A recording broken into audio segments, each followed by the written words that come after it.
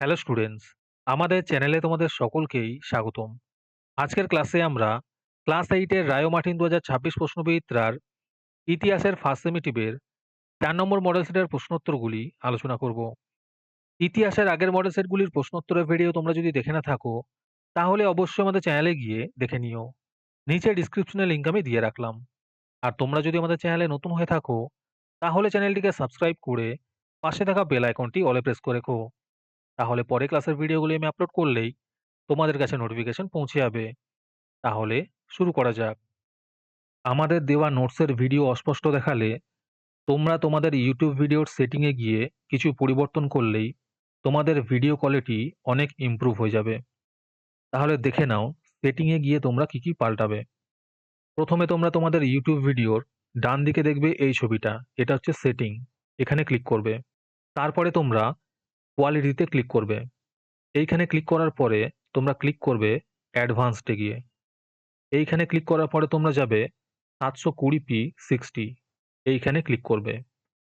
এইখানে ক্লিক করার কিছুক্ষণ পরেই তোমরা দেখবে তোমাদের ভিডিও কোয়ালিটি আগের তুলনায় অনেক ভালো হয়ে গেছে। প্রথমে আছে সঠিক উত্তরটি নির্বাচন করো। 1 নম্বর প্রশ্ন হলো, কে হায়দ্রাবাদ রাজ্য প্রতিষ্ঠা করেন?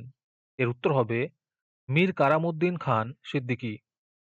দ্বিতীয় প্রশ্ন হলো, ভারতে অধীনতামূলক মিত্রতা নীতি কে প্রবর্তন করেন? এর উত্তর হবে লর্ড ওয়েলেসলি। 3 নম্বর প্রশ্ন হলো, নবাব মীর কাসিম কোথায় তার রাজধানী স্থানান্তরিত করেছিলেন? এর উত্তর হবে মুঙ্গের। 4 নম্বর প্রশ্ন হলো, কাটরা মসজিদ প্রতিষ্ঠা করেন মুরশদ কুলি খান। 5 নম্বর প্রশ্ন হলো, স্যার এডওয়ার্ড হাইড ইস্ট কে ছিলেন? এর উত্তর হবে সুপ্রিম কোর্টের প্রধান বিচারপতি। 6 নম্বর প্রশ্ন হলো, ফোর্ট উইলিয়াম কলেজ প্রতিষ্ঠিত হয় 1800 খ্রিস্টাব্দে।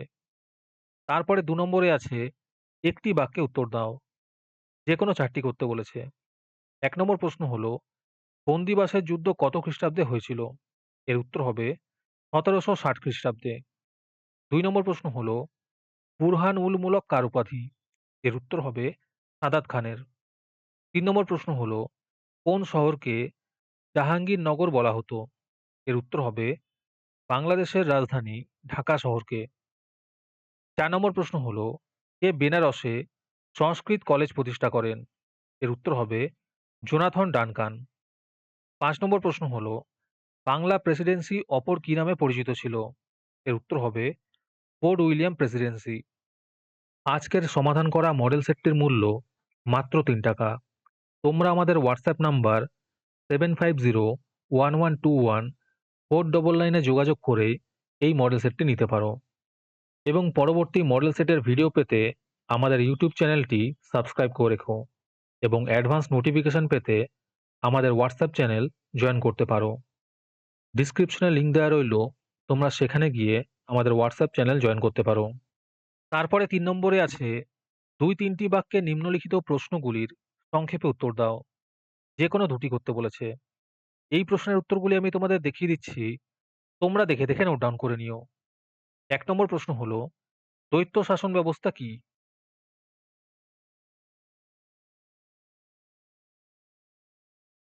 2 নম্বর প্রশ্ন হলো, ব্রিটিশ রেসিডেন্টদের কাজ কি ছিল?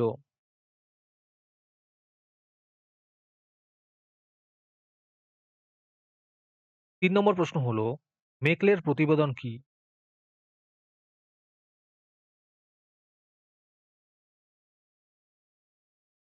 4 নম্বর প্রশ্ন হলো, কে কবে কলকাতা মাদ্রাসা প্রতিষ্ঠা করেন?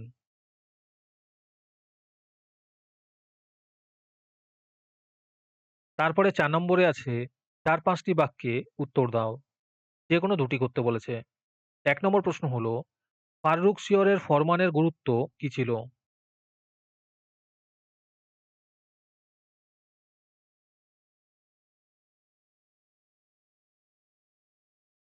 2 নম্বর প্রশ্ন হলো, অন্ধকূপ হত্যা কি?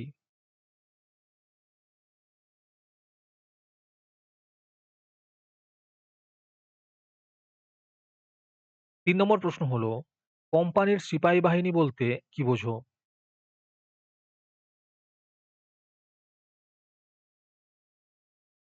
4 নম্বর প্রশ্ন হলো, কোম্পানি শাসনে জরিপের ক্ষেত্রে জেমস রেনেলের ভূমিকা কি ছিল?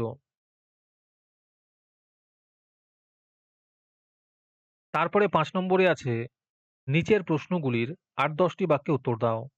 যেকোনো ২ টি করতে বলেছে। ১ নম্বর প্রশ্ন হলো, পলাশীর লুণ্ঠন কি? আর এর সাথেই প্রশ্ন আছে, কিভাবে British East India Company Bangla, Bihar ও উড়িষ্যার দেওয়ানি লাভ করে?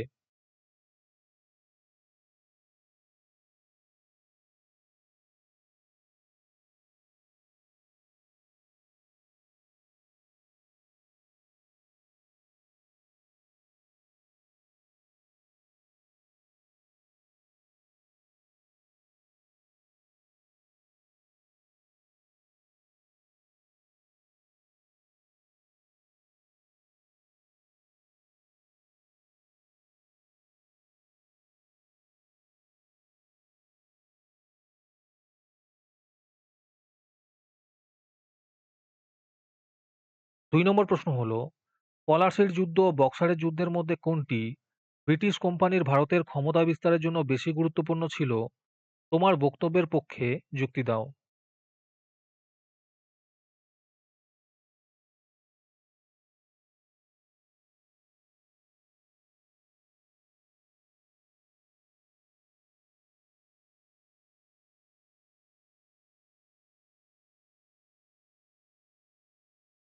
৩ নম্বর প্রশ্ন হলো, ব্রিটিশ কোম্পানির প্রশাসন ব্যবস্থায় আমলাতন্ত্রের ভূমিকা কি ছিল? আর এর সাথে প্রশ্ন আছে, কিভাবে আমলারা একটি সংকীর্ণ গোষ্ঠী হিসেবে ঐক্যবদ্ধ হয়েছিল?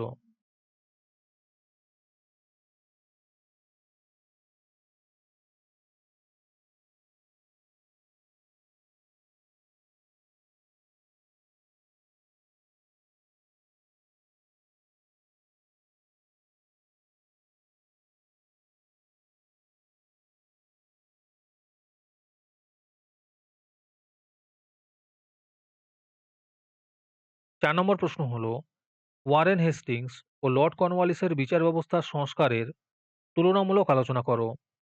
আর এর সাথে প্রশ্ন আছে, ওই সংস্কারগুলির প্রভাব ভারতীয়দের ওপর কিভাবে পড়েছিল?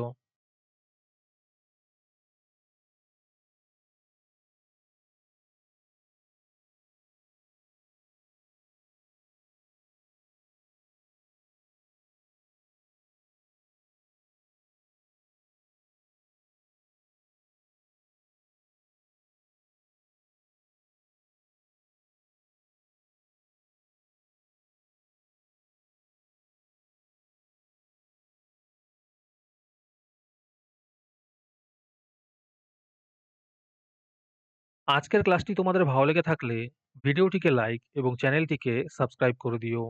তার সাথে ভিডিওটি তোমাদের সহপাঠীদের শেয়ার করে দিও। আর তোমরা কোথা থেকে আমাদের ভিডিওটি দেখছো অবশ্যই কমেন্টে লিখে জানিও। তাহলে আজকে এই পর্যন্তই। দেখা হচ্ছে পরের ক্লাসে।